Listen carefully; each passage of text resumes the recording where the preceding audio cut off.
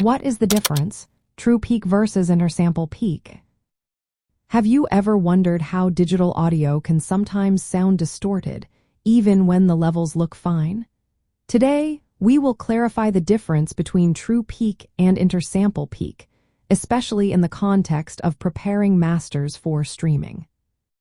True peak is all about the actual peak level of the analog waveform that digital audio represents. Digital audio samples discrete points in time, meaning the waveform can have peaks that exceed the measured digital samples. To get a more accurate reading, true peak measurement involves oversampling the digital audio signal. This process increases the sample rate artificially, allowing for a better estimate of the peaks. The result is a realistic representation of how the audio will sound when it is converted back to analog or played through speakers. On the other hand, intersample peak occurs when the analog waveform reconstructed from the digital samples exceeds the maximum digital level, which is 0 decibels full scale. This can happen even if the digital samples themselves do not exceed this limit.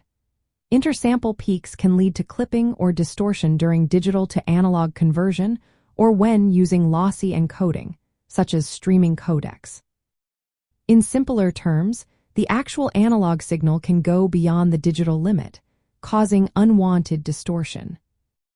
The key difference lies in how these peaks are measured.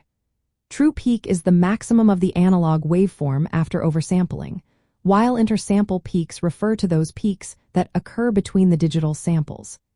These peaks can cause clipping after sample rate conversion or encoding, which is something to be mindful of when preparing your audio for streaming. From a music production standpoint, especially when mastering for streaming, it is vital to monitor and control true peak levels.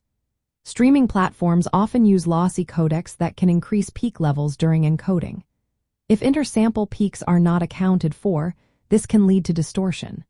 To avoid this, true peak limiting tools can be used to safely reduce these peaks without introducing audible artifacts. This ensures that your master sounds clean and undistorted across different playback systems. In summary, true peak is the highest peak of the analog waveform found by oversampling, while intersample peak refers to peaks that occur between digital samples and may exceed 0 decibels full scale. Understanding and managing these peaks is essential for delivering high-quality masters that maintain audio clarity and avoid distortion on streaming services.